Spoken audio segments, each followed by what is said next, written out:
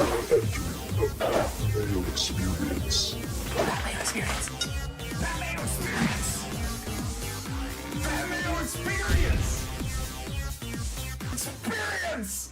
Welcome to the Pat Mayo Experience, Week 7. DraftKings picks, best lineups, ownership, Tambo and John on the line with me to figure all this out. Fellas, how was week number 7 for you guys? Because we ended up building that Jordan Love onslaught last week, John, and it got me a min cash in the 250, so I'm very happy.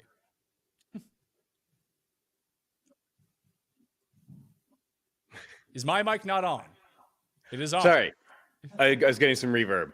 Week 7, too much Emeka Egbuka. It was my... Did we lose John again? Tambo, are you there?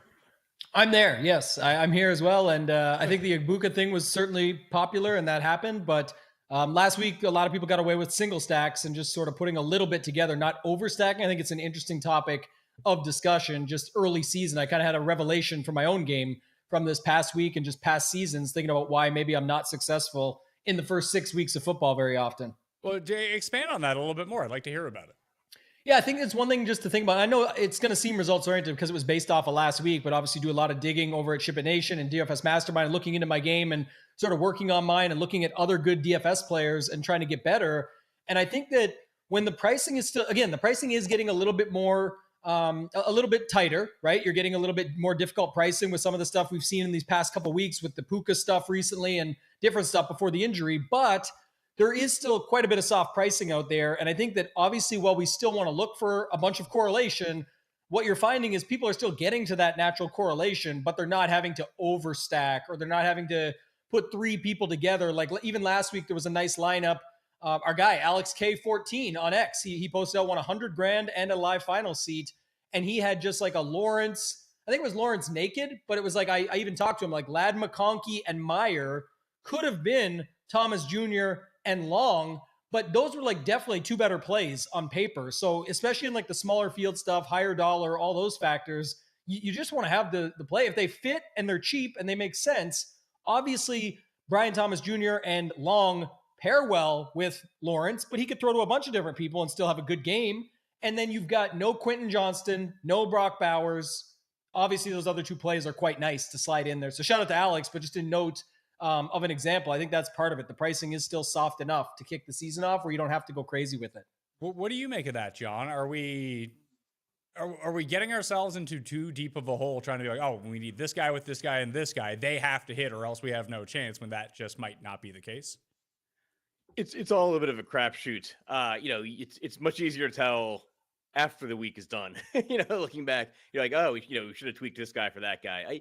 I'll say I'll always err on the side of just going with additional correlation because when that receiver hits paired with this quarterback, you're adding points. They're vaulting you over people that just didn't go with the correlation. But there's always a chance that you're going to have some other player that outscores the correlated player in some other game. So Tambo, when you were saying this, you said for larger dollars, smaller field tournaments. We're building for, like, I'm building in the $10 10 max for today. That's a tournament that I'm going to be putting our lineups into. We're really talking about large field GPPs on this show rather than anything else. And I know you guys do it on the weekend for like 20 max type of things, but for the larger field tournaments, do you still hold that same idea, or do you then have to go with as much correlation as possible because you need as much upside as possible if you actually there's more to it. Like, obviously I'm definitely not saying to not correlate, but doing this for a long time, certainly recognize that's obviously the way to go. Mentioning that, I think it's part of every slate is different. We talk about, that's what all these shows are about. When we break it down, you have to look at the slate dynamics. And just in the example I just gave, the correlation definitely makes sense. It's not really results oriented to the example I gave. It's mostly to the concept of when the pricing is so soft and when things arise, there is other thought processes to it. And I know for me, I always just stick to what I talk about with like the correlation process of like, treat it like a 4-game parlay, try and find 4 things to go your way. I'm not saying to steer clear completely, and I certainly think in larger fields, you need more of that. Like, no different than we get to this week, and everyone's just going to say, Patrick Mahomes, Rashee Rice. Well, guess what? If Patrick Mahomes is actually needed, there's probably somebody out there who has Patrick Mahomes with Rice and other people to go with it. So in the larger field stuff, I'm not saying to go away from it. I'm just saying more so in general to keep this in mind. Alex's lineup still had correlation throughout. I'm saying when people just go for automatic like a 3-1, we've already seen that, and the Sims have proven it and everything else. Like, you don't even need a run back in some cases. You can just overstack one side. You can do different things that way. But I'm just saying when the pricing is so soft, I think people need to take that into consideration, myself included. I think it's been a leak in my game to just force the overstacks, force the game stacks, force the other stuff, thinking that that just makes life easier, when in the example I gave, that just using that one example, that was like 5 points better projected, to be honest, even though it wasn't correlated. And obviously it works better in higher dollar, smaller field, but just that's where I'm coming from on this. And I think it's something interesting that I just think about and that I'm going to be noting for my own game next season and beyond. I think as the season moves on, pricing gets tighter, and that's where the correlation is always key, but that's where it also matters even more because combinations go together better, easier. John, week 7 features what seems to be the first really terrible weather game of the season with Miami and Cleveland. And I know that the optimizer, when we get to that, is going to spit out a lot of Judkins, and people are going to love Judkins this week, as they probably should, in a game with super high winds with a ton of rain. A-Chain on the other side probably is the bring back. That's what we're seeing a lot of. Do you worry about the weather in that game just for scoring environment in general, that maybe it's just best to fade the game completely, especially if 2 of the guys in the game are going to be pretty popular? So yeah, the first thing I do is I take a look at the totals, and I was, obviously that total stood out. It's 37.5, and then I see, oh, there's some weather, there's some rain and wind concerns. I think the rain might be a little bit overstated. Like, I think it might drizzle, but it might be windy as well. And then I looked and saw actually there's some players I really like in that game. So I thought I was going to scratch it off entirely, but I think there's at least a argument for the rushing games on both sides of that game. And so we'll get there as we go through some lineups, but I don't think it's a game you can entirely scratch off. I've played my biggest underdog entry of the year, John. I played it on the moment that I saw the news. I was like, I really hope this weather forecast holds true. And even if it doesn't hold true, I still kind of like it anyway. It was the Tua paired with the Gabriel passing yards unders for both of them. And I think the Tua was 197.5 and Gabriel was 183.5. And now they're, I think, like 10 to 15 yards lower on that total. It worries me because I think that I wanted to play Judkins. I think everyone wants to play Judkins. But if the only aspect of that game they can actually do is try to run against a very bad run defense with Miami, like eventually Miami has to see it coming, don't they? Possible, but they still got to tackle, which, has been an issue.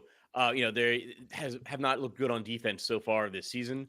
And you never know how these weather games are going to go. I mean, there's a classic like New England Patriots game from years ago where they were in the snow and Randy Moss, just went nuts because he could run and with his cleats and nobody else could get a footing on the field. So, that kind of game, it depends on like, well, who's got the better footing. But, you can still hand the ball off and, you've got to tackle now a wet, running back who's elusive to start with. So those games can go either way. So, Tambo, I always think about it in the sense of like snow games don't really worry me. Rain, unless it's like a monsoon, rain games don't worry me that much. Although we did see it crop up. What game was it? It was the Bears and Washington game from Monday night when Daniels lost control of the ball because it was just soaking wet and they ended up in the game losing fumble with it. It's the wind that worries me the most, especially with Tua's noodle arm. Yeah, I mean, that's always a possibility, but I think, like you said, anyway, I lean this way. It doesn't mean it's right, but I'll just say certainly in the snow and the rain games, typically I'm going to the running game anyway, and I usually let the game total dictate it, to John's point, whatever it is, like 37 or something right now, or 37.5. It can go either way. The short passes could still catch up. The tight ends for Cleveland could end up being like good leverage plays because Judkins is going to be popular this week in this spot, but I think there's definitely reason to be concerned, like you said, about the Miami side and the passing and the moving of the ball. So I don't disagree with you on that. Well, let's get to what the optimal spit out for us so far this week. Patrick Mahomes ends up being the quarterback in this lineup, along with A-Chain and Judkins as the 2 running backs going against each other from that game. Pittman, Olave, Rashee Rice in his first game back, $5,600. He made it. Michael Mayer, Trey McBride is the tight end flex, so a double tight end lineup, along with the Broncos defense at home as 7.5-point favorites against the Giants. First scan of this, John, what are you changing? Probably Chris Olave. And yeah, just he's got the reputation for I think last week might have been his best game of the season. I think he finally got a touchdown. And he still like put up 12 DraftKings points. Like he's not going to get shut out. He gets so many targets. Olave is obviously not going to get shut out, but like he's just having a difficult time putting up a monster score in New Orleans, like the kind of score you would need to have to win a tournament. So we took out Olave. I don't know if I love the kind of chalk running back pairing of Achane and Judkins. But I probably prefer Judkins between the two. So, yeah, that might be a way we can get some salaries if we take Achane out. Rashee Rice, I think, is going to be chalky, but we're playing Mahomes. I like the Michael Mayer run back. I think we've got a good start to a lineup here. Where would you start to tweak this? We take out Achane and we take out Olave. Tambo, do we get rid of one of the tight ends? We get rid of McBride, then try to reconstruct this lineup from scratch with the. Is this a main slate that we're on? Yeah, this is the main slate. Of course, yeah. So the first thing I would remove is Patrick Mahomes because I don't care what anybody says. I'm never playing him on a main slate. 102 million. You just said at the top of the show we're trying to win a milli maker.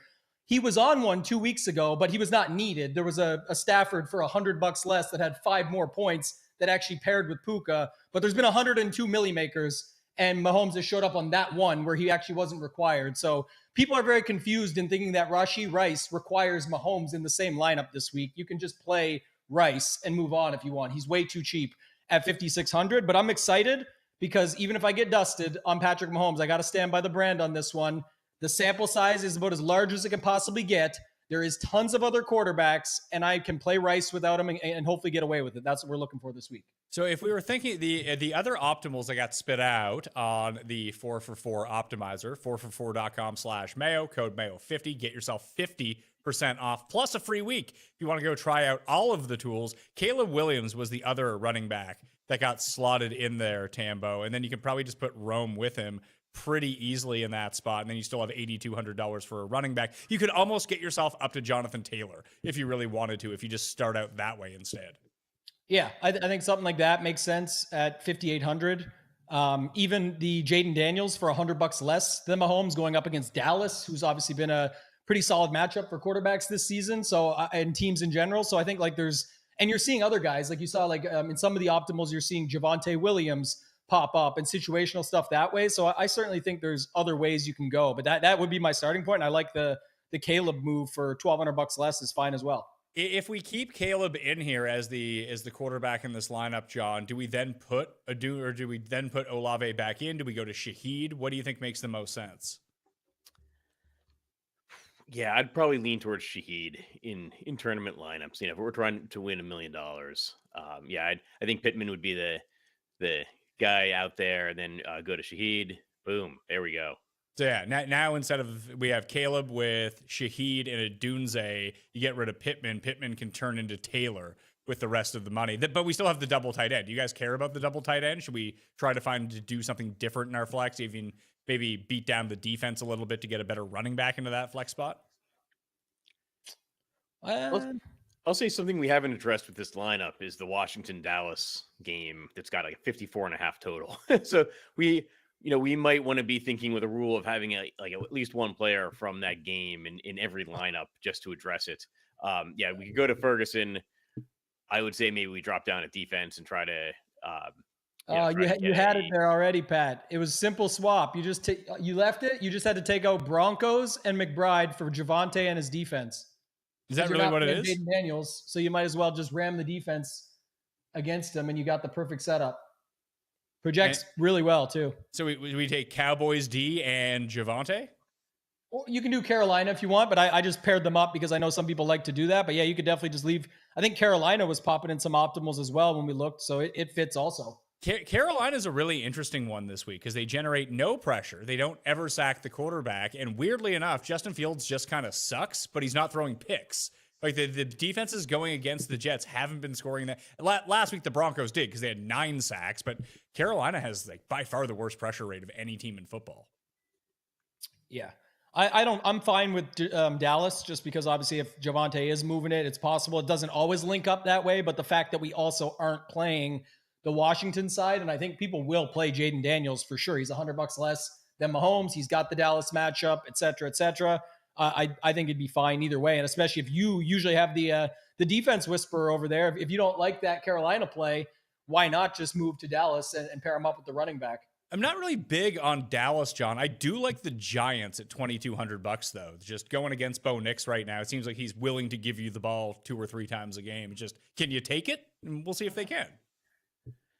Defensive scoring can be so random. I would say with no Washington players, Dallas playing at home, we already have the running back in there. Like that explains this game perfectly. I think we're going to see a lot of like Jaden Daniels lineups. I think we're going to see a lot of like Washington lineups, lineups with Washington players because I've got a high implied point total.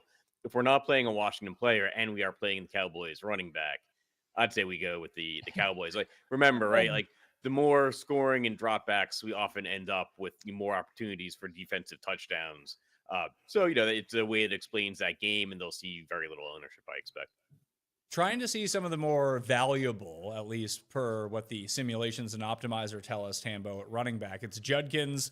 Obviously, Achane and Judkins are the 2 highest values. Javante's just after them. But then you get into like Breece Hall, Ja'Cory Krosky-Merritt, Vidal, Scadaboo, DeAndre Swift, Genty are all up there. Like, do we need to use Judkins in this lineup? Because I think like he doesn't really catch passes in the passing game. This has a very low total, and I would expect him to be insanely popular this week at 6,000.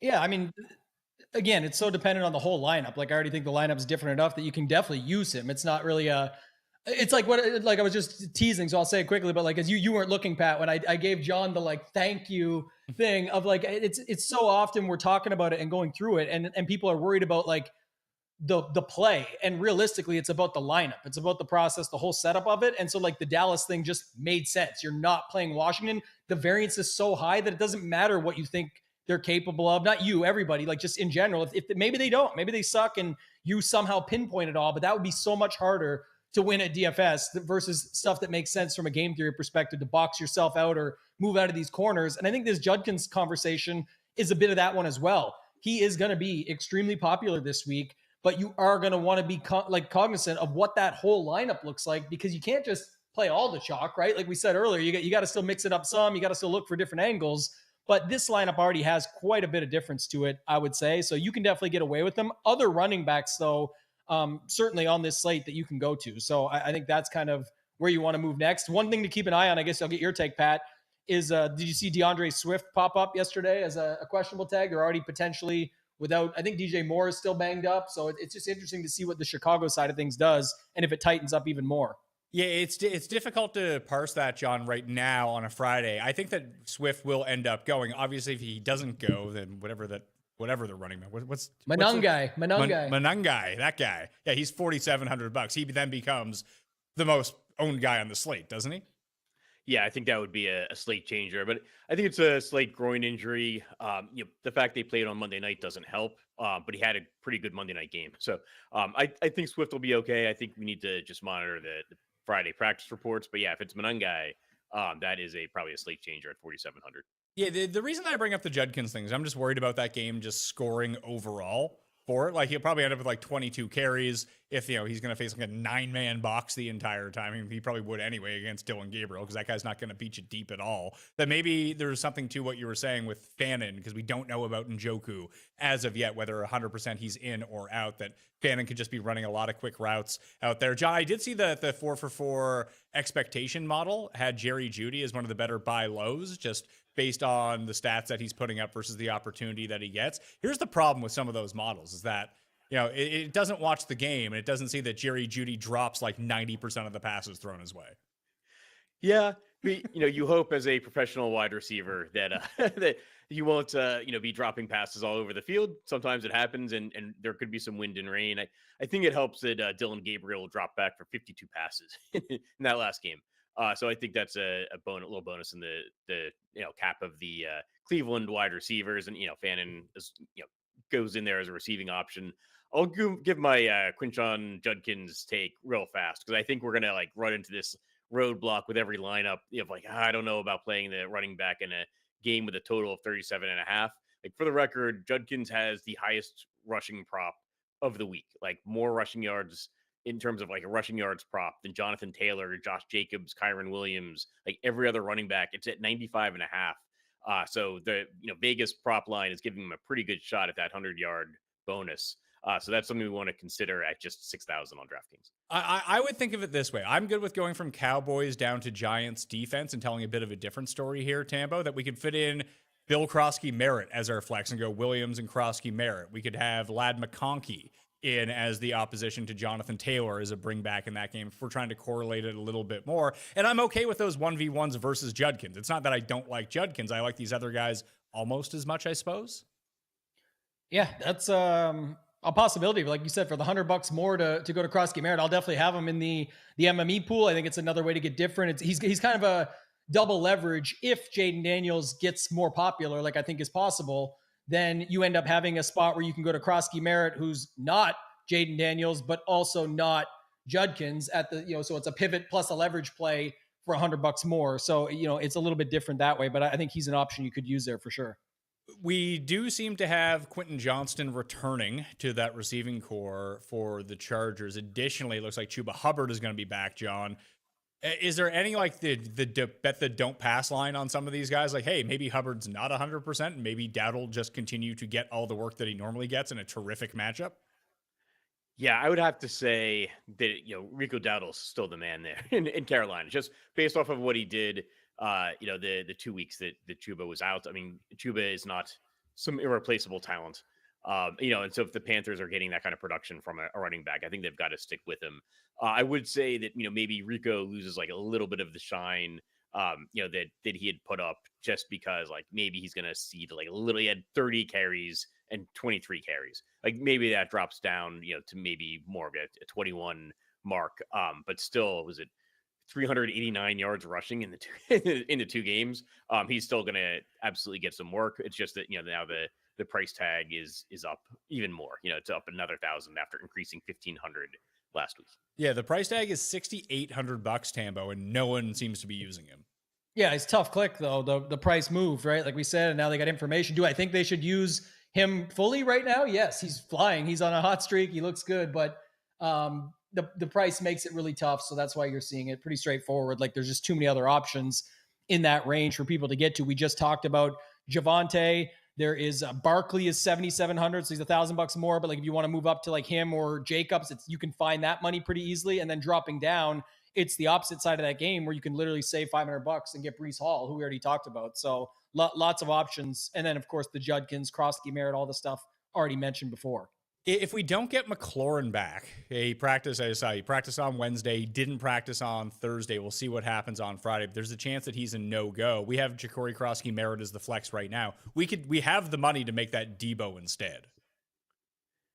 Yeah, I think that's going to be an important thing to keep an eye on. It's probably the most important thing to keep an eye on because that game's got a 54.5 total. We have no idea who's going to be playing receiver for the favored team, playing in that indoors environment in Dallas. So, and, if Deebo and Terry McLaurin both miss, we've got like a stable of extremely cheap Washington receivers we can go to. And I think Zach Ertz would, get a little bit of a boost as well. Yeah. Do you have a preference in this lineup, Tambo, between Deebo and Krosky Merritt?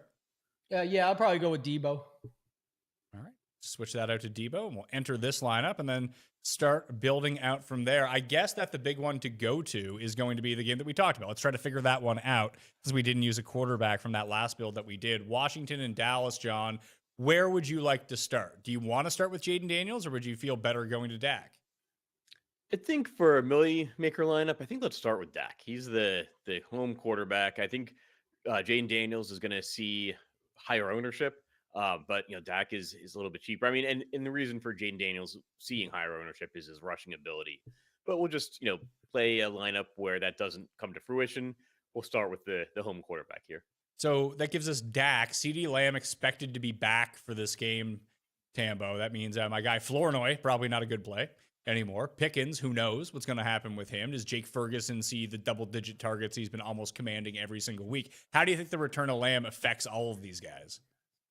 He pops for me. I was going to bring this up. I'm glad John went there first, but I think the McLaurin news you brought up earlier could lead to a lot more thought conversation around the other side. And I like the Dak Lamb stuff here. So, I'm fine with it. The price is at the end of the day, 7,500 for Lamb. I think he's going to be more if he's actually back and we see the real CeeDee Lamb come out to play. So he may pick up some steam here because of that, but I'm not going to move off of him at 7,500. And then even if you wanted to put further like Ferguson or something like that in, it does change it up a little bit because he's also priced up. But maybe, you know, just Dak and Lamb and then try and fill it in with some value plays is the way to go. So do you want to add another Cowboy to this, John? Do you just want to say it's these two, that's it? Do we want to throw in a Ferguson, a Pickens, and spend a bunch of money there? Because you mentioned Ertz. I think that Ertz is probably the best cheap option on the Washington side if that's the way that you're going to go. Yeah, I think Ertz is a good cheap option. If I'm playing Dak, I might go with Ferguson just because the opportunity cost at tight end is generally so low. If I'm playing Dak, you know, I definitely want to be, you know, playing CeeDee Lamb, but there's probably at least one other Dallas receiver that's getting there, unless Dak is rushing in a surprise touchdown. So we'll throw Ferguson in. Does that mean there are cheaper Washington options that you'd want to go to? Is it Lane? Is it McCaffrey? Do we just go double tight end because that's a way for us to save money? I'd probably go McCaffrey because he's still pretty cheap. And he's got the three receiving touchdowns last 4 games. He's stepped up as an obvious, deep threat with Terry McLaurin and Deebo Samuel kind of working. Terry McLaurin's been out. Deebo's been working his way through injury. Where would you go, Tambo? The one thing that worries me about McCaffrey, I've been betting him longest reception each of the past few weeks. That's been pretty good, but he doesn't really get that much work. Yeah, I don't love him, but I also will say, especially like, again, his price is fair because it's moving up based on what he's done and scored and everything. But it feels almost like last year's Westbrook Akine, where it's like, he can't do this again. Oh, he does. It's like we keep seeing McCaffrey and it's not Christian, it's Luke, and he keeps scoring a touchdown every game. It just continues to happen. So I don't know, for 4,100, he certainly makes it so you can still get to valuable running backs, and at least he fits the game for the stack. And he also is somebody, like to your point of the longest reception bet, he's someone that speeds the game up. Like that really gets it rolling quickly if he's catching a 60-yard pass and then another for a touchdown or something like that. So that's all going to help this game flow for the lineup we're building. Yeah, just to take a look from Monday night, like Chris Moore did play 68% of the snaps, and it was fun to kind of dog on Chris Moore because he just kind of runs wind sprints and no one ever looks his way. And then boom, all of a sudden he catches a touchdown. It's like, okay, now we're in business. Noah Brown's already been ruled out for this game. You know, Deebo is playing 3/4 of the snaps at receiver. Luke McCaffrey's playing under 40%. Jalen Lane, John, is playing just over 40%. Like Chris Moore is actually the one who's out there the most. Yeah, but it's not Luke McCaffrey's fault that when he catches a pass, he just scores a touchdown and the drive ends, right? Like that's why he's not playing a ton of snaps. It's because as soon as he catches a pass, Washington goes off the field, starts celebrating, goes off the field. So I would not hold that against him at 4,100 in our DraftKings lineups. I guess my point would be you can save yourself $1,100 with Chris Moore, and I don't think there's that big of a difference between them. He's the stone min at $3,000. If we need the money, then sure. Chris Moore is playing more snaps. You just really like Luke McCaffrey, huh? I mean, is he going to return a touchdown in this game too? He's our only chance to play McCaffrey on this slate with the 49ers playing Sunday night. Are there any mini stacks or another piece of this game, Tambo, you think that we should look at? Like, should we have one of the better Washington players on the comeback? Like, should we have Bill Krosky-Merritt in this lineup? I was actually fine with Deebo, Ertz, any of those guys, because realistically, the elephant in the room is, and that's what makes it Deebo tougher, but is we don't have the Monungai thing or anything. We don't even know if that's going to happen. So the point is right now, you're already down to 5,100. And if you add Ertz, I see it on the screen now, it's 53. But it's not like you have a ton of money right now once you're going with Ferguson and Lamb, but clearly they make sense with Dak. So that's where I think the Moore versus McCaffrey versus something else is decided if you need, like John said, if you need the money. We have a scale that we can just slowly step down on. Okay, we have McCaffrey, can't afford him. Let's go to this guy, can't afford him. All right, let's go to Moore. You can do that, but we need to know what else we're putting in this lineup and what other spots that we're not putting in here right now. Like, are we putting Rashee Rice in automatically just because he's 5,600 and coming back this week? That helps us make the next decision. I'm good with throwing Kayshon Boutte in again, just like last week. I had the write-up in the newsletter last week about how he was an excellent play. I have basically the exact same write-up about Boutte again this week against Tennessee, just teams that don't generate pressure on Drake May. His look down the field is Kayshon Boutte. That's what happened against the Saints. It's going to happen again against Tennessee, and Johnny's still only $4,600, and we know what his upside is. Yeah, 2 receiving touchdowns last week against New Orleans. That was a really good call. I would maybe play Booty more with Drake May, but I think that it's at 4,600. That's a pretty good price tag. I guess only 500 more than Luke McCaffrey. So and Booty did get 93 yards and 2 touchdowns last week. So. Yeah, so Tennessee's allowed the most yards per attempt on deep passes so far this season, along with Chicago and Dallas are the only 2 teams that have been worse. 3 players, Tambo, have been targeted 20 plus times this season, have an ADOT over 16. Tyquan Thornton, Malik Neighbors, and Kayshon Boutte.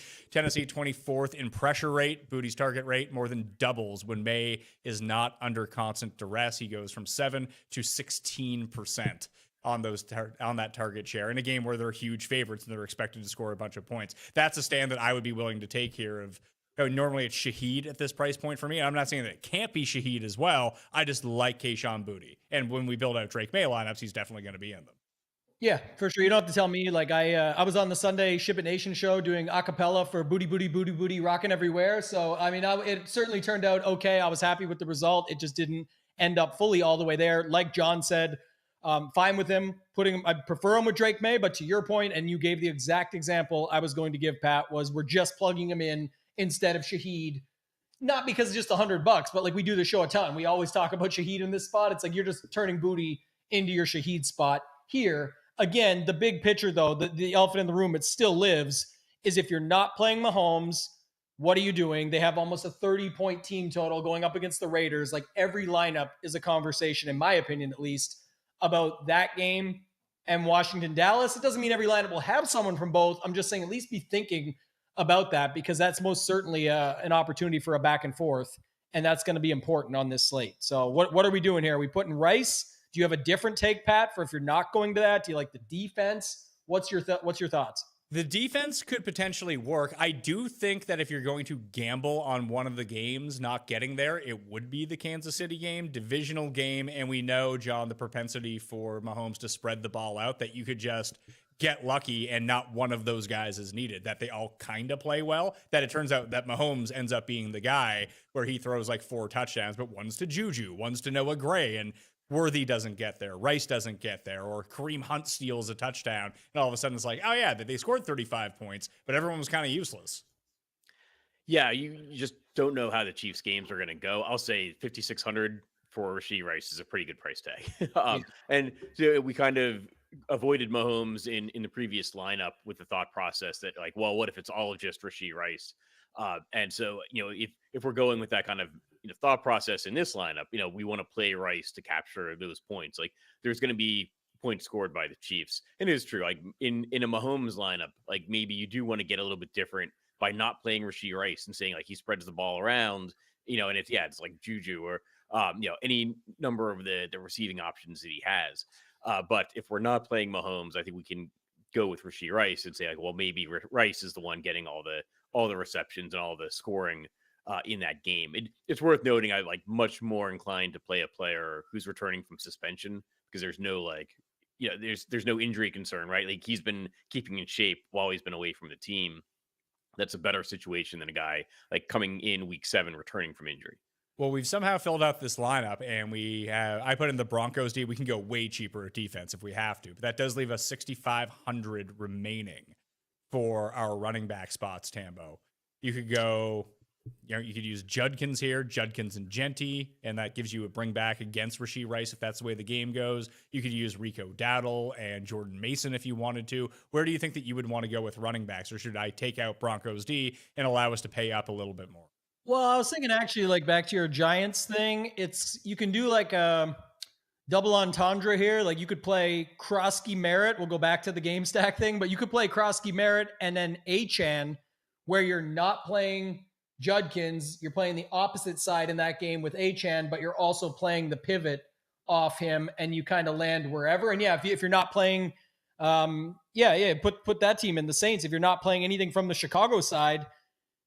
The other thing, too, about the Chicago side is they're going to get even more popular if the injury stuff happens. So, like, having the Saints in a lineup is not going to be a bad thing regardless of how the weekend goes because people are still going to be playing Caleb. They are going to be playing Swift, or if he was somehow out, Monangai. So having the Saints D in there wouldn't be bad, but there's lots of ways you can move it around. I prefer Josh Jacobs again this week over Achane.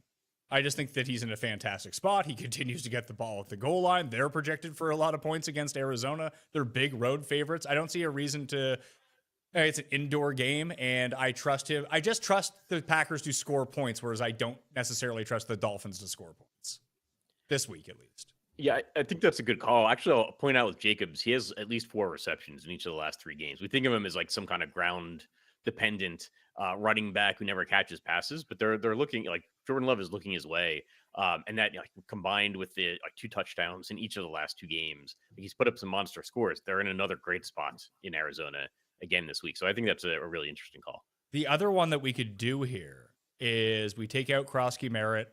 We try to figure out Ertz is just the one guy that we run back. Hopefully that works out. And we play Breece Hall at $6,300 and then play whatever defense ends up popping. It could just be the Saints again in that spot. Breece Hall, I don't think he's going to go like completely overlooked, Tambo, but it's a fantastic spot against a run defense that's been a lot better with the Panthers, but no Garrett Wilson, maybe no Josh Reynolds at this point. Maybe the Jets just score 0 points and that's the end of it. Banking on the Jets to do anything is probably not the best idea, but Hall still looks like he's good. And I think this is a defense in a home game where he can take some advantage. Yeah, definitely fine with that. I think Breece Hall's another, I liked him a couple weeks ago and I definitely like him again here. We'll see what he actually ends up coming in at for ownership, but I would expect it to get up there as the week moves on. We'll see. But at 6,300, he fits just fine as well. Yeah, currently, John, he's projected to be the highest owned running back. I do not believe that for a second. We'll see. Garrett Wilson officially out now. Hall did have 22 carries, but I agree. I don't know. I don't know if he's going to come in as the highest owned running back. The Jets offense has looked so up and down and mostly down. I mean, does that mean we could play Fields? Not in this lineup, just in general. Would you? Would anyone play Fields? He's always a good player when nobody else is playing him. The Carolina defense says look better, though, this season. That can turn around quickly. They've looked a lot better at home. They have not looked good on the road. Yeah.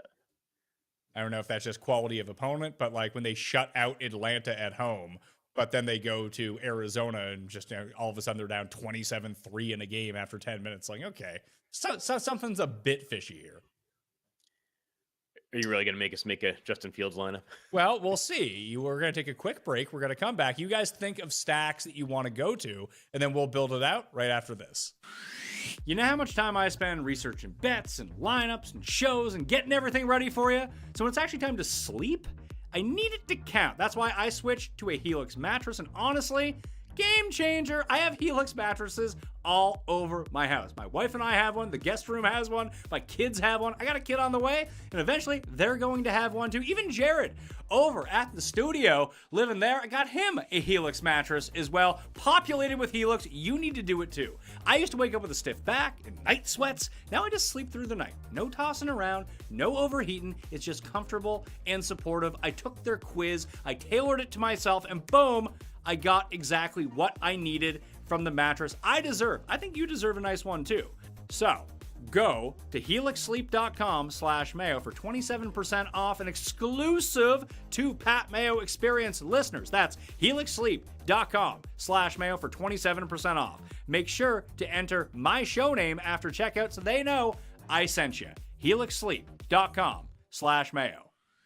For over a century, Johnnie Walker has shared its bold spirit with the game of golf. Now, crafted with Devereux Go, Johnnie Walker introduces the Johnnie Walker Blue Label-inspired Sunday Golf Bag, elevating the game with sleek design, Blue Label hues, and refined gold accents.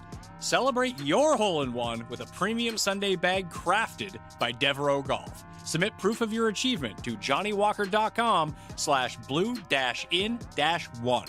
Please drink responsibly. This show is sponsored by BetterHelp. Did you know that October 10th is World Mental Health Day? And this year, BetterHelp is shining the spotlight on therapists, people who truly make the world a better place. BetterHelp has quality therapists working according to a strict code of conduct and are fully licensed in the United States.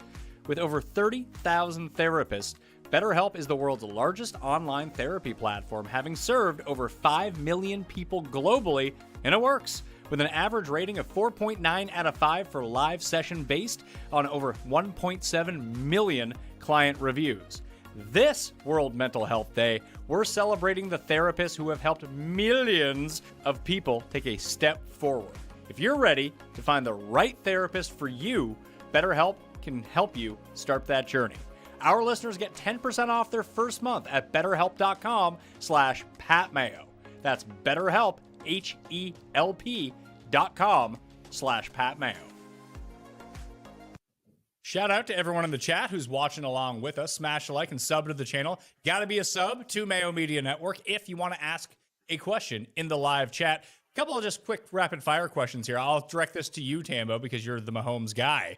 Doesn't Mahomes seem like he's different this year because of the amount of rushing that he's doing? Could you just play Mahomes by himself, I guess, is my question. Yes, definitely. And there's never been a slate, to be clear with everybody, there's never been a slate I've been more scared of the hashtag never Mahomes, but I'm not changing the brand. And I'm not just saying it because I don't feel like, again, we still have 10 games. The cheap quarterbacks or the cheaper quarterbacks have been able to get there a ton. There's tons of different ways it could go. You also mentioned a couple other things. He's going to be owned. He's in a divisional game at home. He's running more. He's had 60 and 30 plus a rush TD each of the last 2 weeks. And that got him just to 30. I say just to because that's important to me. Like, I don't think people really, but that's what he does now. Yeah, he's going to run for 30 to 60 every game and rush one in each game. If he does, good for him. I'm saying I've seen a big enough sample in something we rarely have any sample on. But in DFS, knowing what your setup of your quarterback is, just because he has more talent back in Rashee Rice, good. It just means he can spread it out more. So actually, if I was playing him, I would like to go Mahomes naked or overstack and just get enough of them that hopefully you cover combinations other people don't, because that's going to be the way to get different with them this week. John, 2 ideas for cheap stacks. Would you rather go Brissett and McBride or Shaheed and Rattler? I'd probably Brissett and McBride. Just like Jacoby Brissett looked good. He looked better than Kyler Murray. And then, McBride is a guy that can really break the tight end position, especially if he's got a better passing quarterback. So I'd go with the Jacoby Brissett and Trey McBride. No worries that Chicago's pass defense is atrocious and Green Bay's is very good. I don't know. I have faith in Jacoby Brissett. Wow. Okay. We'll see. I mean, the competition here is Spencer Rattler. I mean, I'm usually a Spencer Rattler fan, but they're on the road in Chicago, so that might be a difference maker for me.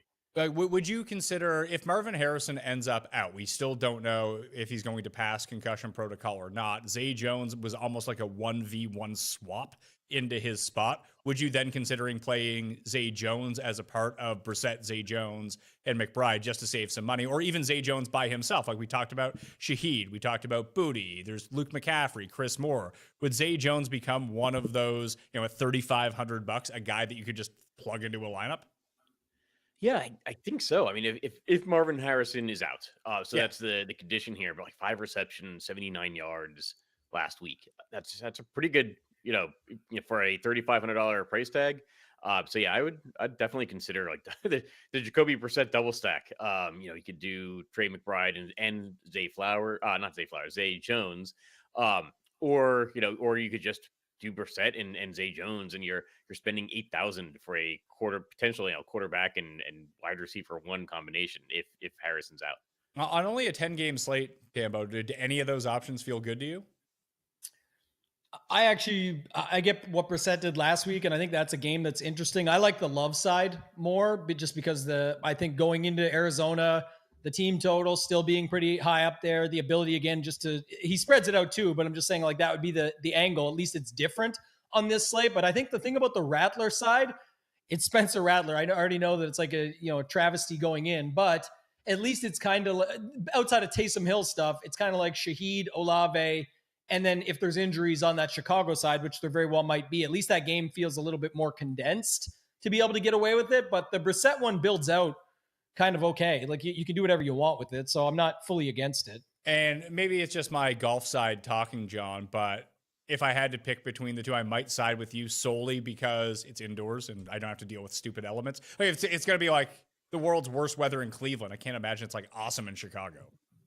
Yeah, I'm a sucker for a game in a dome. So that definitely like played into my thought process that you've got Arizona playing at home indoors. versus like Spencer Rattler and the Saints going into Chicago in late October. So yeah, I'd side with the dome there.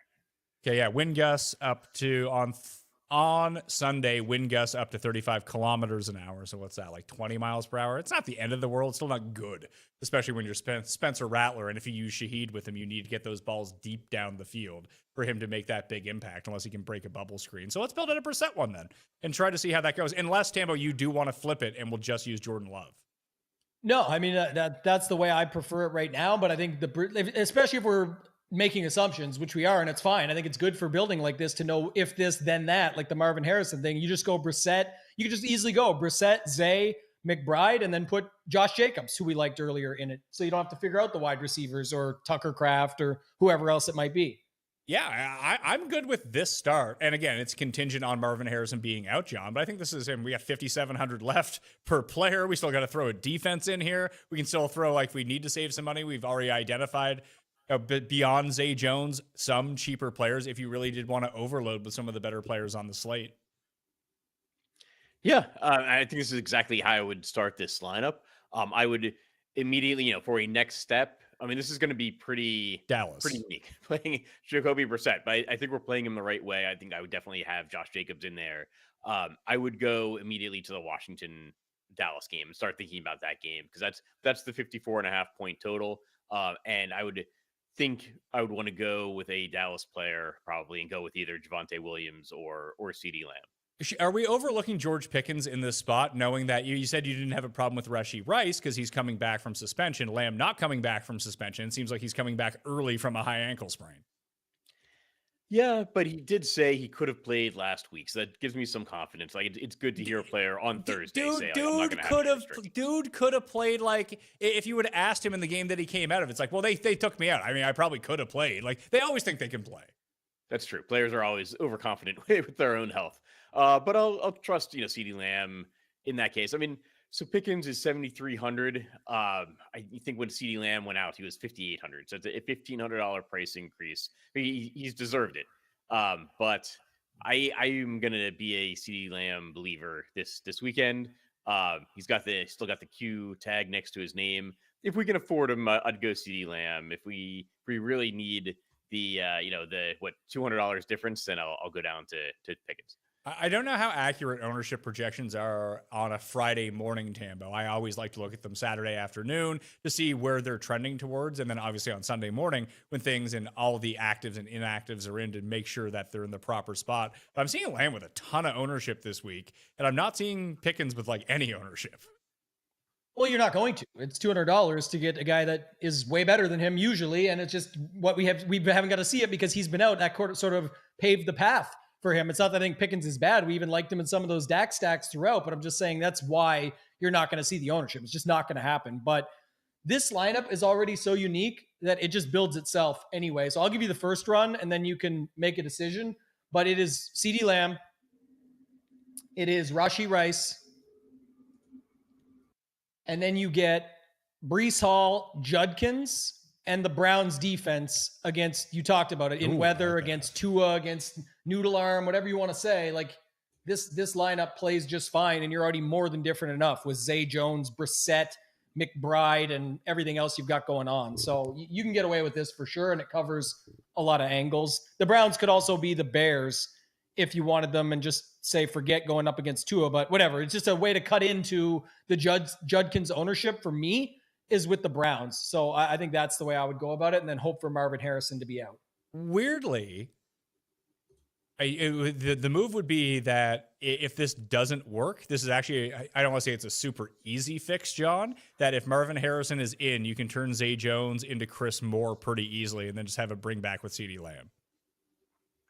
Yeah. And then we've still got the Trey McBride. Like, I don't think we necessarily need to double stack our Jacoby Brissett lineup.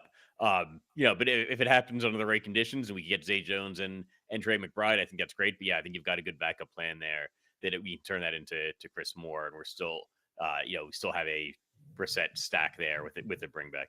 Yeah. Instead of absolutely blowing up this lineup, I guess the other thing that I would say is that, yeah, the team total for the Chiefs is really high.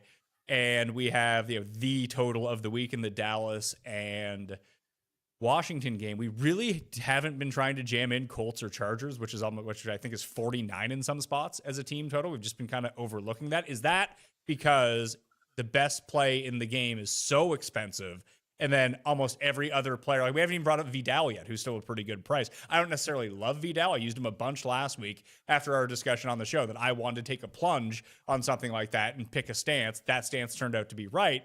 But they were playing the Dolphins. And when you play the Dolphins in good conditions, you're probably going to have a pretty good game.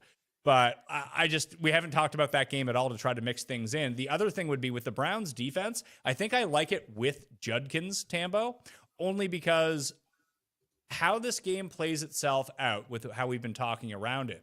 I don't know if any defense in this game is going to be super valuable unless one of the teams can get up to a lead and have to force the other team to pass, just because there's no fantasy points in stopping rushing attempts. Yeah, it's also, I've been calling it the slice and dice, but it's when everyone's like, oh, this guy, like the Jordan Mason week I keep using, but he was way too popular. Like, you just got to fade that. That's just going to be crazy. But it's like, also, you could just play the Vikings D at 4% and get 30 out of them. It's not that you'll get 30. It's not even about the result. It's just that's where you can cut into someone's ownership quite quickly. This is a way to do it that makes a ton of sense. Well, the way that I'm trying to frame it, John, is that if Judkins goes off and you need him, that means Miami's going to have to pass, which is perfect for the Browns defense. That the defense would be good because Judkins would be good, would be our bet. Yeah, I really like the Judkins and Browns combination. I think there's also the weather correlation, right? Like if it's rainy and windy, you've got a slippery ball. Like that's a mud game where you're seeing the running back, go off for the one team. He's got the highest rushing prop on the week. I think close to the highest rushing prop on the season so far. And then so you've got like a defense that's turning the ball over in the rain and the wind. And then you've got the running back paired with that, and maybe you're getting like a turnover in the red zone, right? So like you've got a short field for Judkins.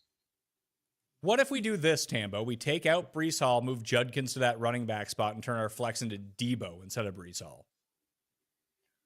And then we have Deebo on the opposite side of Lamb, and we have two guys from that game. Yeah, I think that's fine as well. I got no problem with that at all. Like I said, I think Deebo is going to be fine either way. Obviously, it could get better too, but to have a piece of that game in the back and forth, I think that's fine.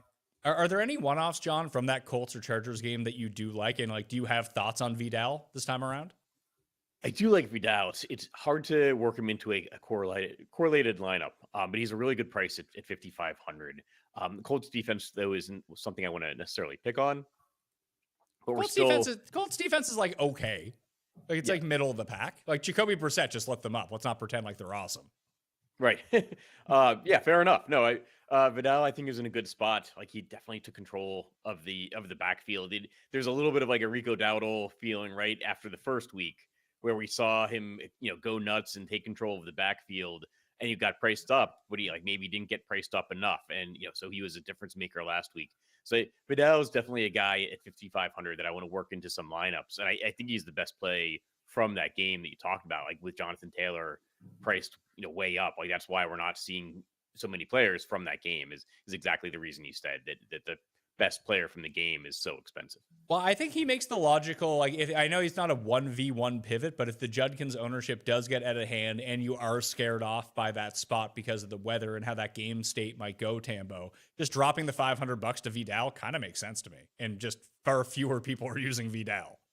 Yeah, I definitely have interest there. I mean, look at all the carries that he got, everything else like that. But I was actually a little surprised. And I think that, a bunch of beat writers had come out and talked about Haskins, the Harbaugh Haskins connection from back in the day. It's going to be too tricky to tell week to week, but obviously right now, the way it's setting up, the pricing, Vidal looks like the spot. So I'd have no problem if you want to make that move as well. I was having another thought too, actually, because I don't want to just stop the show premise from getting there. If you guys want to build out Mahomes lineups, but even outside of that, out of my own bias stuff is what is the Kelsey ownership going to be this week? It's a onesie position. He's 4,700. He's been getting 7-8 targets a game. I know I don't care about this stuff, but speaking of sample size, I think there's a pretty good sample of him playing the Raiders and different personnel. So I don't want to bring this into, but I just always feel like that's a good spot for him. And he's 4,700 when everybody's on Rice. And again, people will stack Mahomes, Rice, and Kelsey, but I wonder if that onesie position $4,700, you could just slide him in and get a little bit different than Rice in every lineup, for example. We go either, I'm guessing it's Warren, then McBride, maybe Mayer, and then Kelsey in terms of ownership. Like if he cracks double digits, I'd say it's like a 50-50 shot. So that makes some sense to me.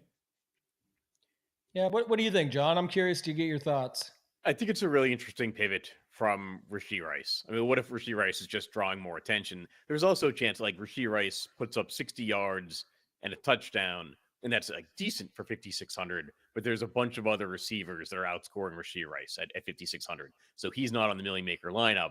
Whereas like if Travis Kelce gets 60 yards and a touchdown at 4,700 at the tight end position, like maybe there's not a bunch of other tight ends outscoring him at 4,700 at the tight end position. And he's also opposite Meyer. So there's like, it's a double whammy potential there as well, where it's like, if a lot more are on Meyer and he's not needed, and Kelsey, to your point, does that job. You nailed the explanation perfectly. That's what I was trying to wonder and say of like, there's so many receivers that can outdo that 4 for 60 and a touchdown of Rice versus that same exact result for Kelsey could be more than enough. It could even be crushing at a tight end position this week like that. So I like that call.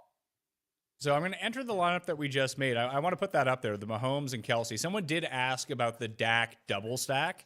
That why wouldn't you just go Lamb and then Pickens? I just think it's too expensive. The rest of your team kind of sucks. Yeah, Pickens is pricey at 7,300.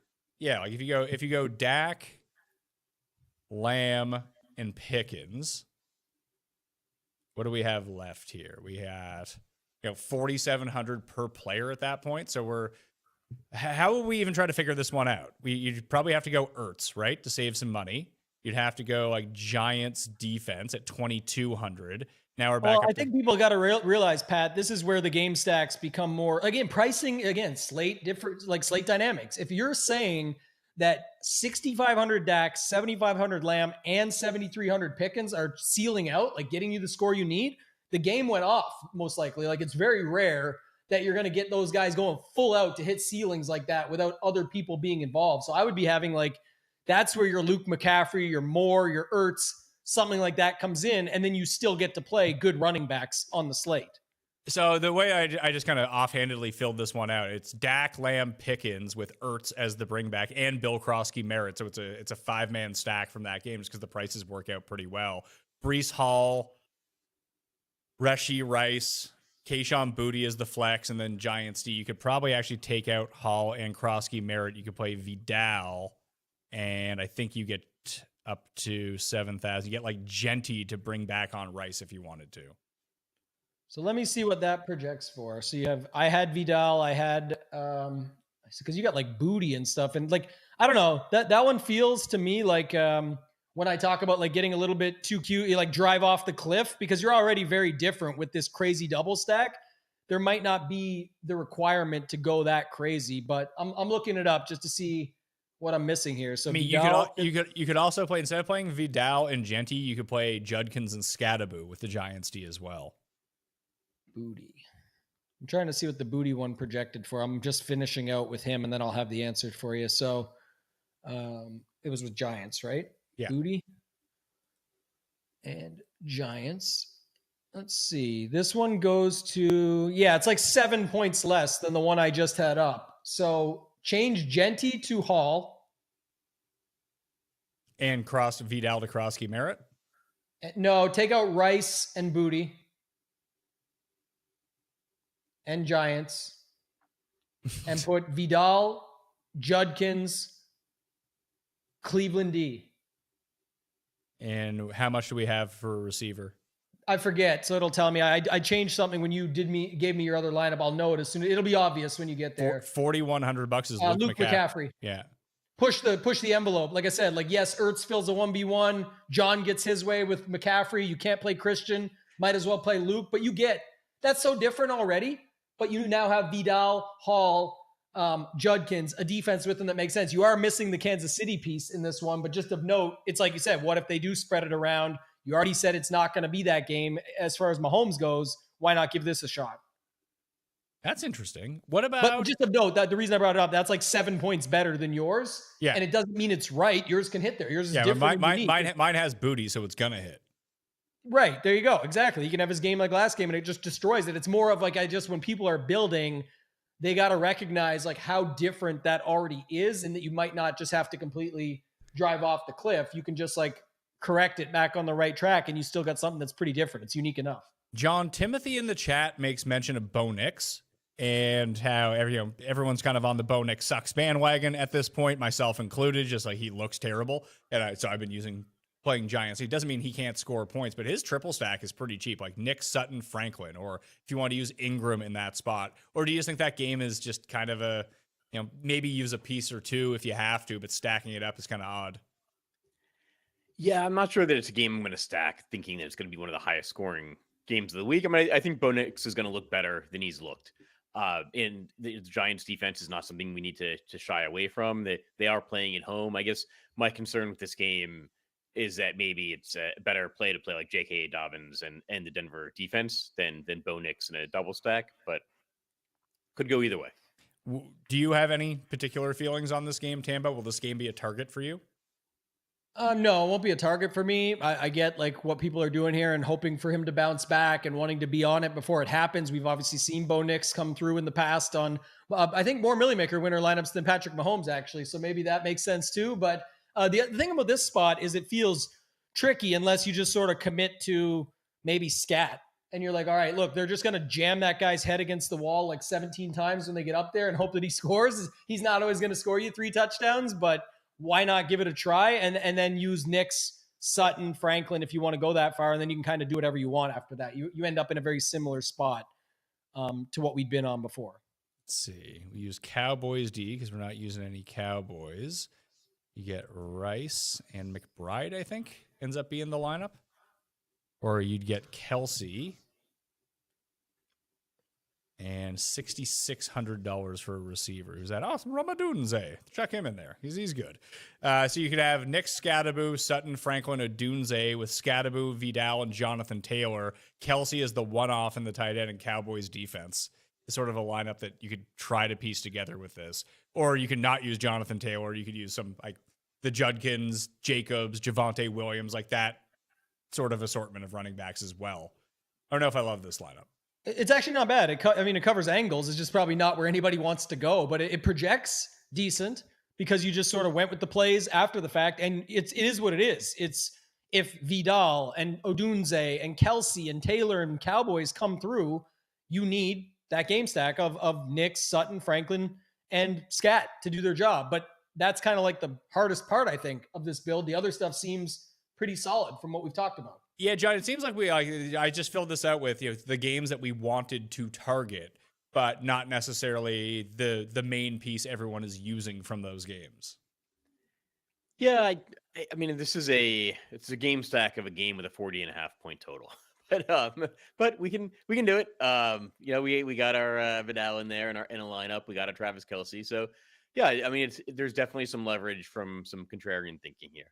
All right, well, let's do Indianapolis and the Chargers, just because we keep skirting around that game. How do we go about doing this? Because it feels like Herbert onslaught, Herbert with 2 guys, maybe Gadsden ends up becoming one of them too. Because I don't know if Quentin Johnston's probably going to be back. He has a hamstring injury. Like, do we know how healthy this guy is going to be? Because it just seems like maybe he's out there, yet Ladd ends up kind of ascending like he has been anyway the past few weeks. Yet now people don't necessarily want to use Ladd because Quentin Johnston is back, John.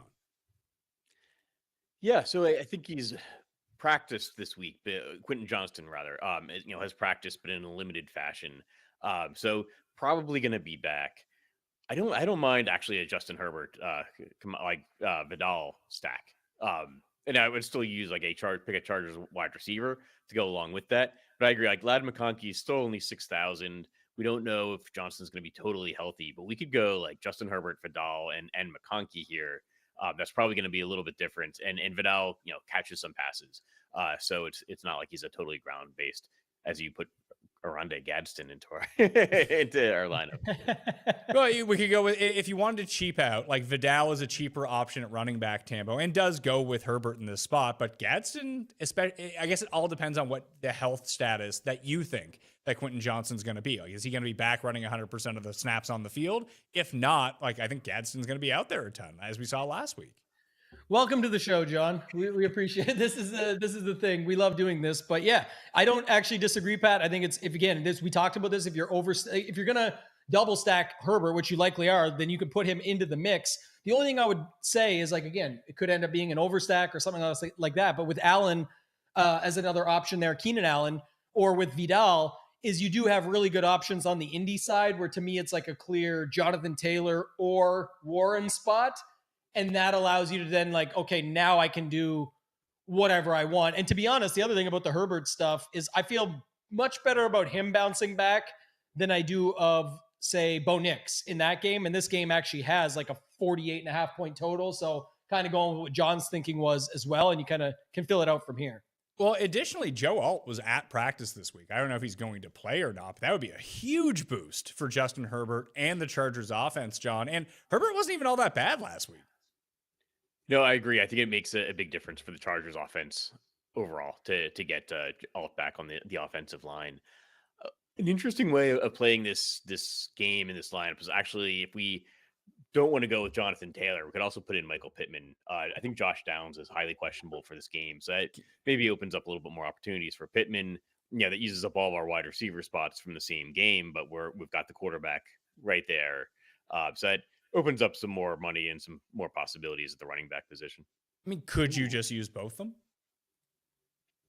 Yeah, actually, and make a massive game stack. Just say this game is the one that goes into overtime, or it's back and forth through the fourth quarter. That's absolutely a possibility with these two offenses. I think it's a pretty decent bet to, like, if we're going to say, hey, one of these games scores way more than all of the others, Tambo, I would rather be on this game as the overstack, just because I know it's going to draw the least amount of attention of the big three games.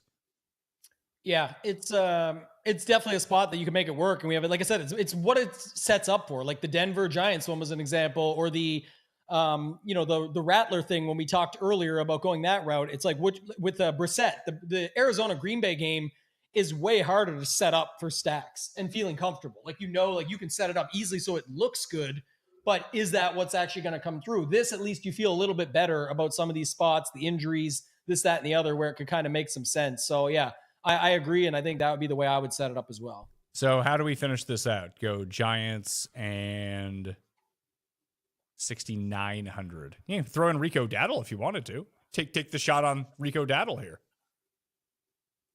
Or you could have like Judkins in a better defense. You could have Judkins Brown defense. I think that actually works out exactly enough money.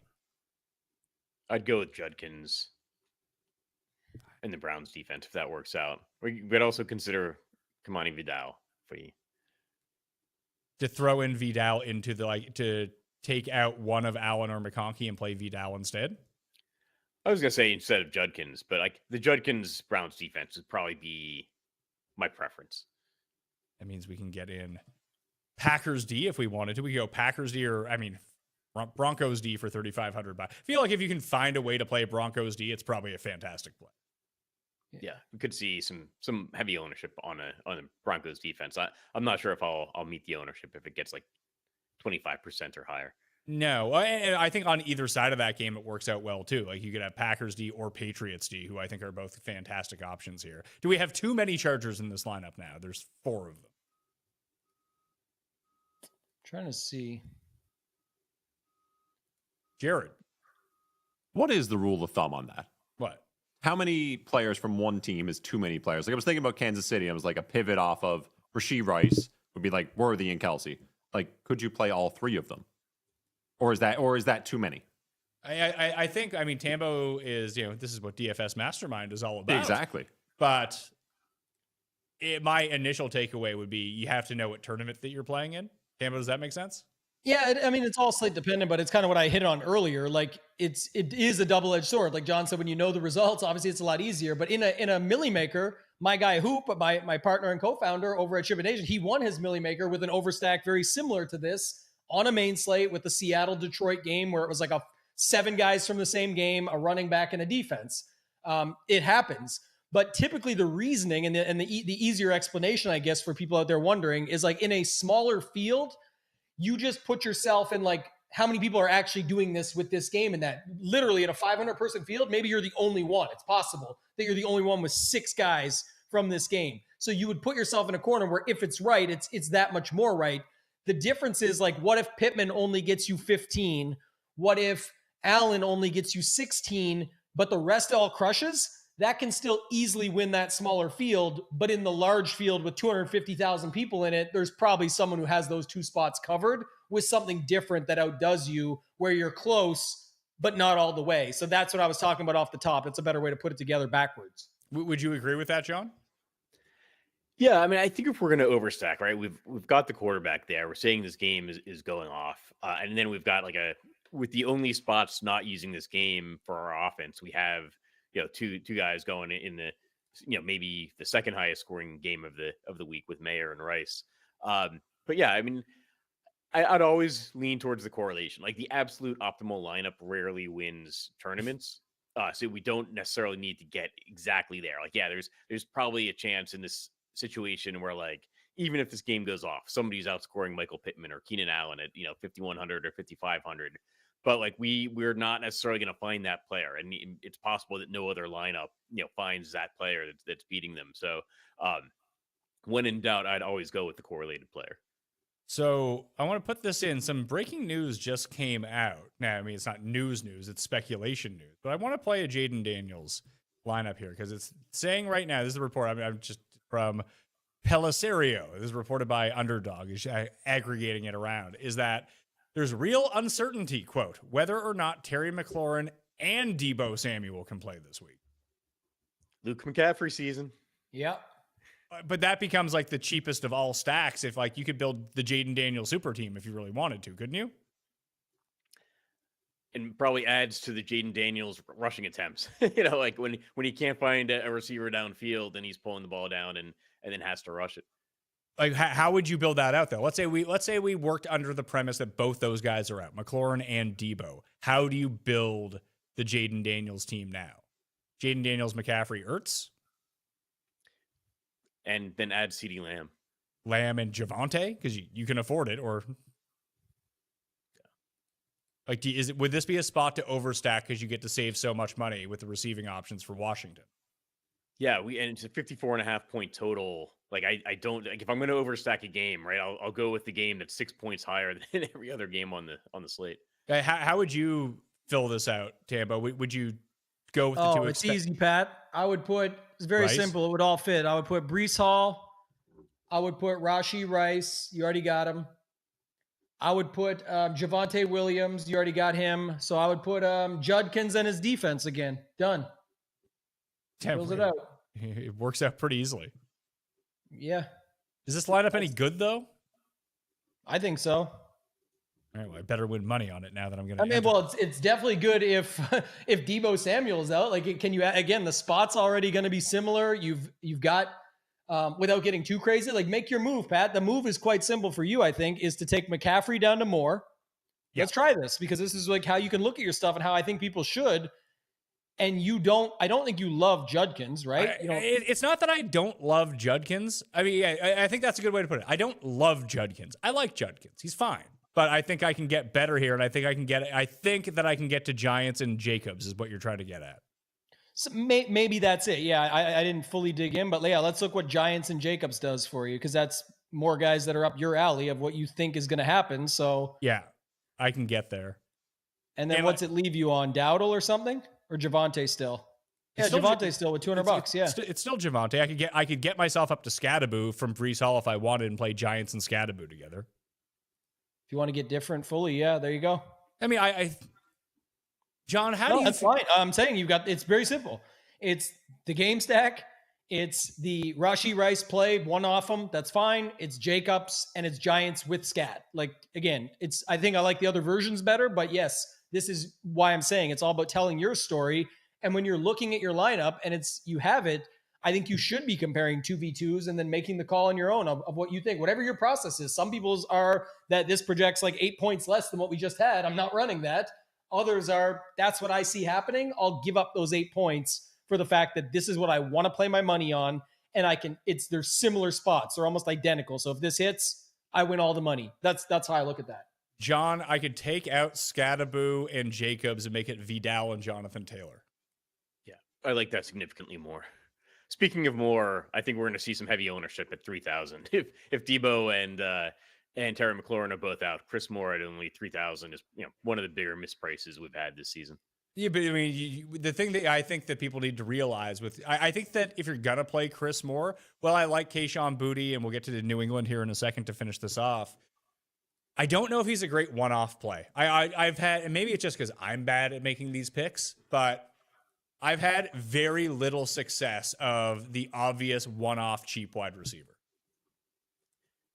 I agree, because he tends to be absolutely steamed in ownership. When somebody's like 3K and everybody is considering him.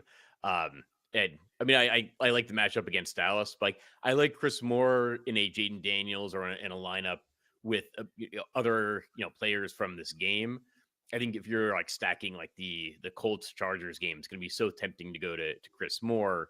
But like there's a decent chance he ends up with like 3 receptions for 40 yards. Like he's not necessarily going to become the centerpiece of the Commanders' offense. So at heavy ownership, if it goes there, I don't know that you want to be using him as a one-off in a bunch of lineups that are stacking other games. That's almost like precisely how I feel about someone like. It's not even just that it is Chris Moore, Tambo. It's just that this $3,000 receiver that everyone's going to want now, if this is the case. I think the most interesting thing actually is that the spot that Chris Moore becomes really enticing is now going back to the Dak Pickens with Lamb double stack, because he's a guy that would fit it and make it work even easier. Plus, he would be the guy to speed up the game. We're saying instead of like a Luke McCaffrey or something, he doesn't need to get all the way there. I would most certainly like him in a game stack more, pun intended, I guess, but just saying that would make more sense to me. But also, it doesn't mean that I think people's natural thing would be to go to Daniels there, but can it make something different work? And maybe it is the Ferguson spot with Lamb and you don't even put Pickens, but I'm just saying that could be the setup, Pat. You could have Ferguson, Lamb, Moore, and Rice as the obvious Rice play that we've talked about there, that you could do that. And it would still make it more affordable, and it would still make it more likely where it could happen. So I'm going to import that last Dak one that we built. Yeah. You can take, McCaffrey down to Moore. But I just want to see what that leaves us with now. We'd have an extra $1,100 to spend around somewhere if we wanted to. And it would get us off that Judkins Brown type thing if we wanted to. I think that we could go to like Josh Jacobs, and Josh Jacobs might not be enough, but someone up there. I don't know if we necessarily have to do that, I guess is my point on that one. I like Chris Moore enough to play as a part of a stack, but I don't know if I'd want to one off him. I do want to play a Drake May lineup though, because I think that if everyone is so gaga over Patrick Mahomes on this slate, the spot for the Patriots in terms of team total and game state is pretty similar, and he's way cheaper. Yeah. He's an excellent pivot. So May, Boutte, do we want anyone else with him? Do we want to use up a tight end spot? Do we want to use Diggs? Or is this good enough for this game to say, hey, Drake May is going to score his 30 points somehow, throw into goobers. Hopefully Boutte gets enough of his share at $4,600, and then we're off to the races. I'd actually throw Hunter Henry in there as well. Why not? At 4,100, he's coming off 2 down weeks. But prior to the last 2 weeks, we were looking at him as maybe being the primary receiver for the Patriots, because Diggs hadn't done anything. So I like this. I like this setup. Tambo, any Titan you would consider? Because I am considering none of them. Yeah, it'd be too hard. Again, you're just playing the roulette on that side, and I don't think it's required. There's tons of good options this week, and we make it even more once you're playing. Like, if you're playing roulette with the Tennessee offense, it's one of those roulette wheels that has like 12 double zeros on it somehow. Yes, exactly that. Great analogy, because that's what I was going to say too. Is like it's even if you get it right, you might not get it right. So that's kind of the whole setup. You think and then it's a double zero. So perfect. But yeah, I would just run with those two probably and just keep it rolling, and then you can kind of fill in whatever you want from there. So that Taylor Vidal spot is very interesting, John, because that actually does seem to work a little bit, because you're skipping over that like Javonte, Judkins, like that sort of area with running back going down and going up and still being able to afford it somewhat. You could do Jacobs with McBride. I mean, maybe or Jacobs with Zay Jones if Marvin Harrison sits? Like, where would you want to go with this? Because we've been filling out the lineups pretty similarly, where it's either Lamb or Javonte Williams. You get Rashee Rice in there, and then we try to figure out some other spots with some of the other games. But is there a unique way that you think we can start building off this? Or do we just say, hey, let's stick to the core pieces that we've been using, but now we just have a different way to fit them in? Yeah, I was actually going to go to Javonte Williams because I want to explain, like, that game's got a 54.5-point total. So I feel like we want to explain, if we're not stacking that game, we want to explain what happened there. Maybe, it's just a Dallas on the ground.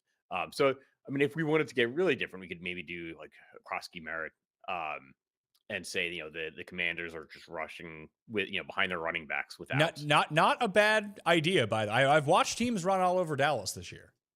Yeah, and he's not going to see the ownership that Javonte Williams is probably going to see. But Washington is the team that's down their receivers, whereas Dallas is the team that's getting their receivers back. So we can go Ja'Cory Krosky, Merritt, CeeDee Lamb. I want to stay away from this Chiefs game, Tambo, so I'm going to play Chiefs D.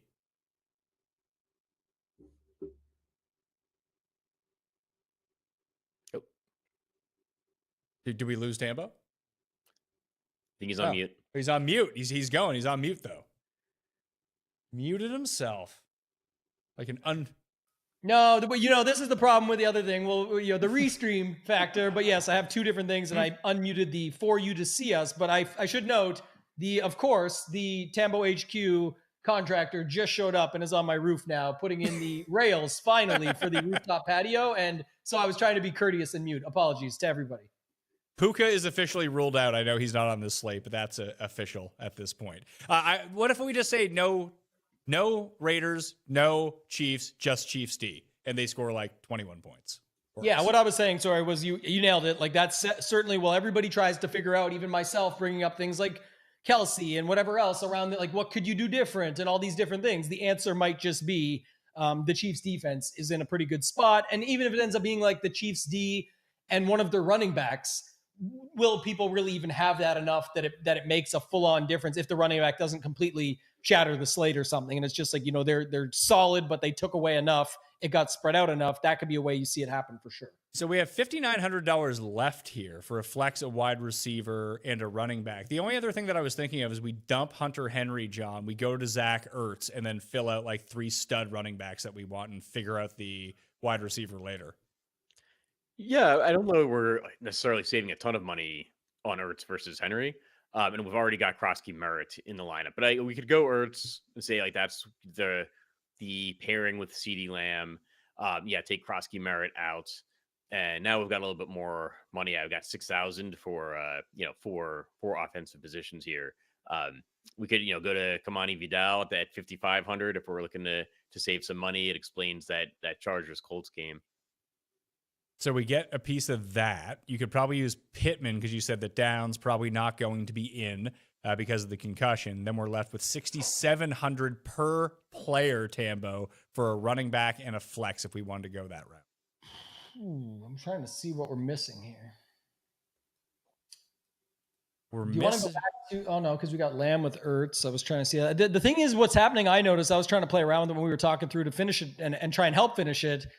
Is like you kind of end up in a no man's land almost, right? But Pittman might have opened that up. I was trying to see like Vidal and Breece Hall, for example, or Vidal and Judkins, and see what that gets you. It might get you something, but then you could just drop Chiefs D down. Like what if you go Vidal? Yeah, Jacobs you got in there. Okay, Vidal, Jacobs. What does that get us? And if we just go to Giants D, then we get back up to $7,200 for our flex if we want to. You could have, let's take Pittman out. Just say we're going to use Vidal. We can use Rashee Rice as the receiver instead of Chiefs D. Now we get a Chief back in there, and we're at $6,700. We could go Javonte Williams or Roma Dunze in the flex.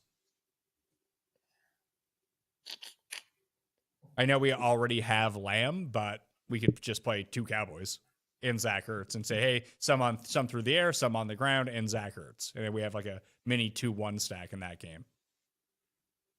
I like I would probably just lean on the Odunze side, especially if we get some news there or whatever. Or maybe there's a version like, what if Swift plays? Is Swift in?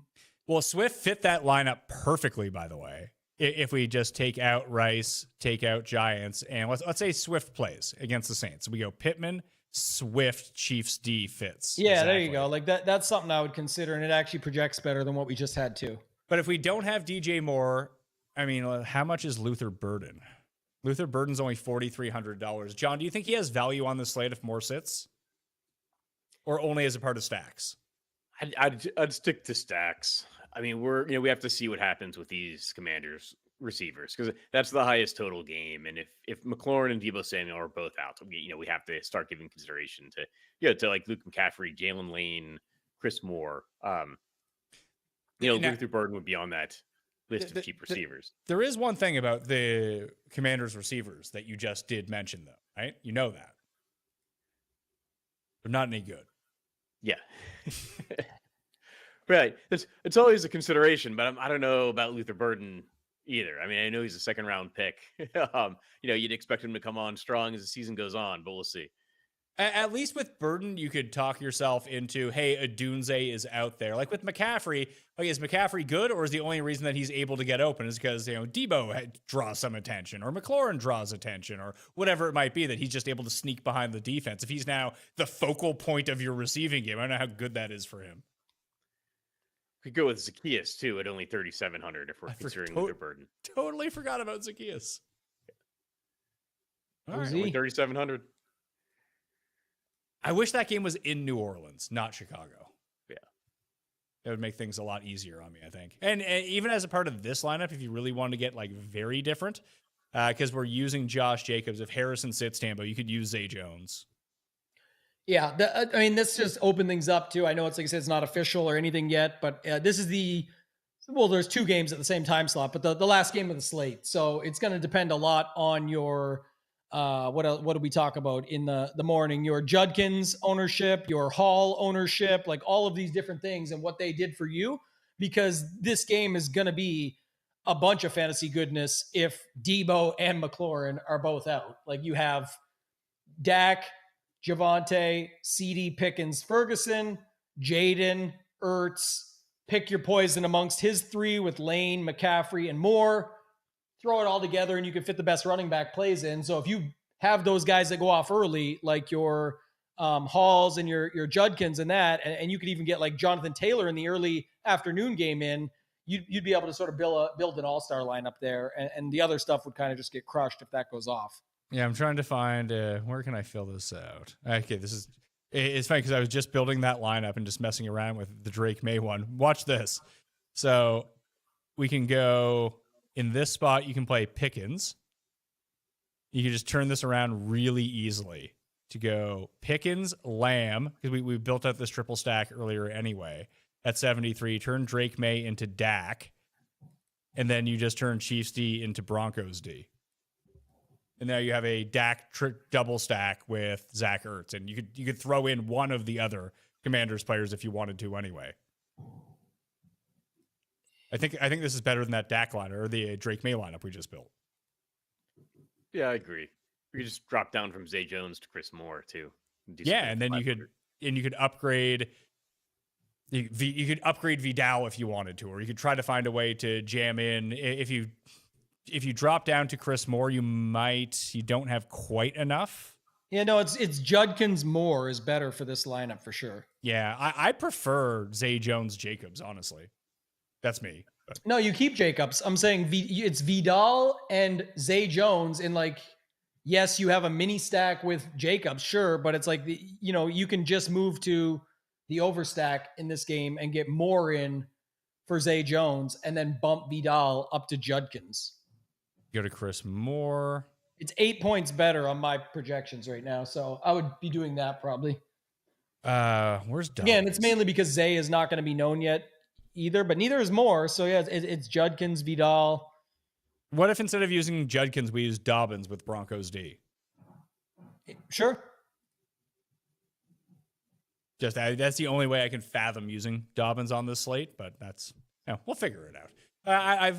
It seems like we have the core of guys that we do want to build around. Obviously, there's no Chiefs as a part of this or Raiders, which is somewhat It's not great. We could probably use Chiefs D instead of Broncos D, and then we could probably still use Judkins and figure out a way to end up making that work. But out of all of, let's say we're playing single entry here, John, out of all the lineups that we did start with, is it that Dak build that you initially said that you'd probably want to go with this week? Yeah, it's actually appearing more interesting with the Commanders receiver news, because initially I would shy away from double stacking Dak, like using Dak and George Pickens and CeeDee Lamb, because Pickens is too expensive with CeeDee Lamb coming back. Like Pickens and Lamb are the 2 out of the 3 most expensive receivers on the slate.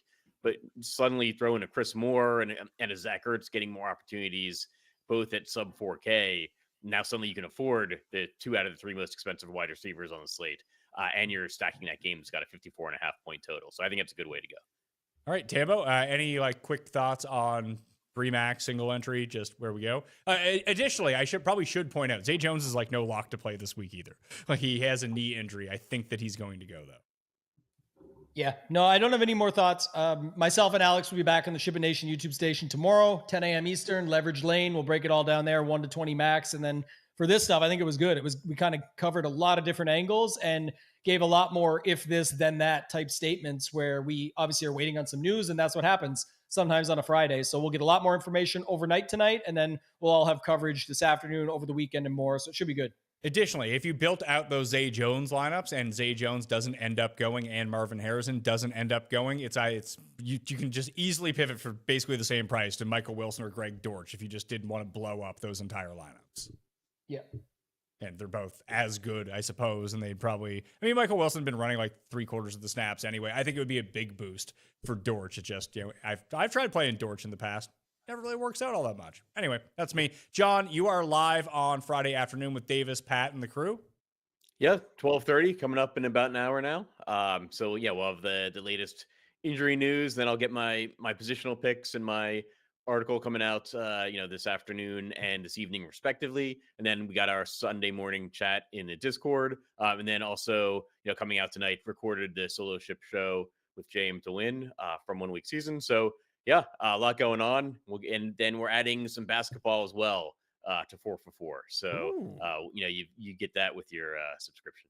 Yeah, so 4for4.com/Mayo, code Mayo50 to get 50% off all that stuff. Obviously, the show later this afternoon on the 4for4 YouTube channel is completely free.